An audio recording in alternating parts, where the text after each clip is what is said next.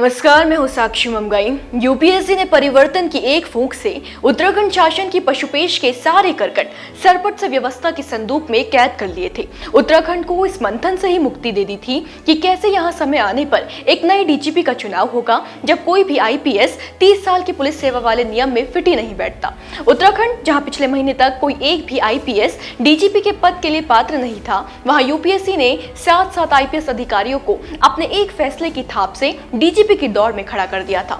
इस रियायत को उत्तराखंड शासन की कई दुविधाओं के सामने सबसे कारगर समाधान के रूप में देखा जा रहा था।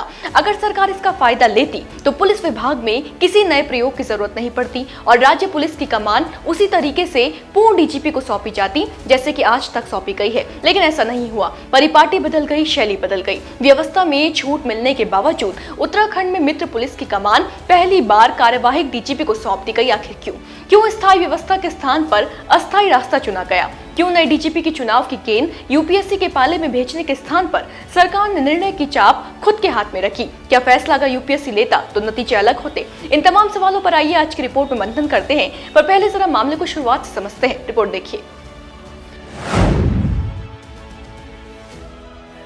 दरअसल उत्तराखंड के डीजीपी अशोक कुमार आज अपने पद से रिटायर हो गए हैं। डीजीपी अशोक कुमार का 3 साल का कार्यकाल पूरा हो गया है। अब यहाँ गौर करने वाली 3 विशेष बातें हैं। पहली, डीजीपी अशोक कुमार के सेवानिवृत्त होने के बाद एडीजी अभिनव कुमार को कार्यवाहक डीजीपी बनाया गया है। कार्यवाहक यानी कि अस्थायी। उत्तराखंड पुलिस की कमान पहली बार किसी कार्यवाहक डीजीपी को सौंपी गई है। दूसरी, ऐसा भी पहली बार हो रहा है जब किसी को डीजीपी का अतिरिक्त प्रभार मिला हो।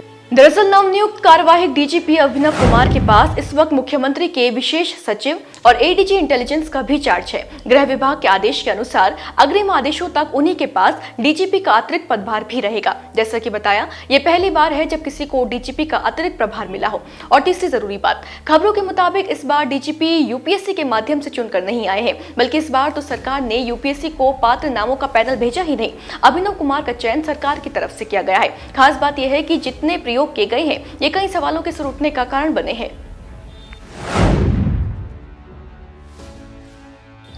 देखिए, अभिनव कुमार जिन्हें डीजीपी के पद के लिए चुना गया है, न केवल बेदाग छवि के अफसर हैं, बल्कि सरकार में एक पावरफुल अधिकारी के तौर पर भी जाने जाते हैं। अगर इनके करियर को पढ़ने जाएंगे तो इनके नाम कई उपलब्धियां हैं। बताएं कि अभिनव कुमार हरिद्वार और देहरादून पुलिस कप्तान रहे हैं। कुछ महीनों तक उन्होंने आईजी गढ़वाल के पद पर भी सेवा दी। केंद्रीय प्रतिनियुक्ति पर सीआरपीएफ में भी सेवा दी। 1996 बैच के आईपीएस अधिकारी अभिनव कुमार की छवि एक तेज तर्रार अधिकारी के तौर पर है और साथ ही इन्हें मुख्यमंत्री धामी का करीबी भी बताया जाता है। तो योग्य है, बेशक है। सवाल इसलिए उठ रहे हैं क्योंकि सरकार ने नए डीजीपी के चुनाव के दौरान एक तो यूपीएससी की रियायत को दरकिनार कर दिया, साथ ही सीनियरिटी को वरीयता न देते हुए अभिनव कुमार की ताजपोशी का फैसला लिया।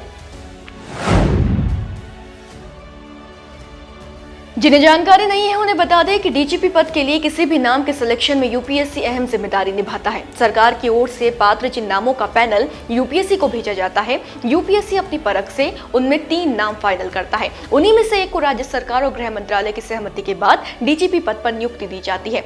अक्टूबर से पहले यूपीएससी ने डीजीपी बनने के लिए आईपीएस की 30 साल की पुलिस सेवा अनिवार्य की हुई थी, लेकिन उत्तराखंड जैसे कुछ राज्यों में 30 साल की पुलिस सेवा पूरी कर चुके किसी एक भी आईपीएस की मौजूदगी न होने के कारण इस नियम को बदला गया। यूपीएससी ने रियायत दी और कहा कि 25 वर्ष की सेवा पूरी कर चुके आईपीएस जो कि एडीजी रैंक पर हो, उनका भी नाम उसे भेजे जाने वाले पैनल में शामिल किया जा सकता है। इससे हुआ यह है कि जहां पहले कोई एक भी पात्र अधिकारी राज्य में नहीं था, वहां डीजीपी बनने की रेस में 7 आईपीएस खड़े हो गए। इनमें भी 3 नाम जो मुख्य निकल कर आए वो थे उत्तराखंड कैडर के एडीजी दीपम सेठ और आईपीएस अधिकारी एडीजी पीवी के प्रसाद का और यूपी कैडर के अभिनव कुमार का। वरिष्ठ एडीजी दीपम सेठ जो कि अपनी योग्यता के लिए जाने जाते हैं और सीनियर भी हैं, डीजीपी पद के लिए उनके नाम की चर्चा सबसे अधिक थी, लेकिन सीएम के करीबी अभिनव कुमार को डीजीपी बना दिया गया, वो भी कार्यवाहक। सवाल है कि क्या अगर यूपीएससी के पास इन नामों का पैनल भेजा जाता तो भी अभिनव कुमार के नाम पर मुहर लगती?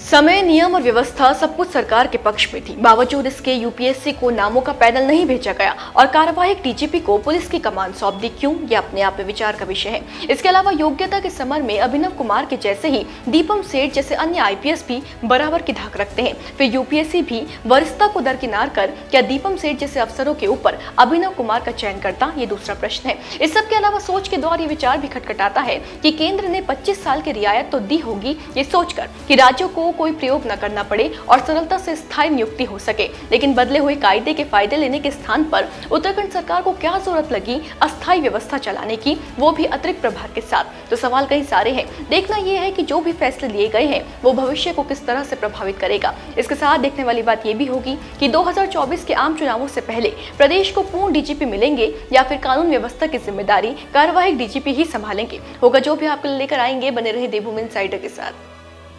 ही डाउनलोड करें देवभूमि इनसाइडर।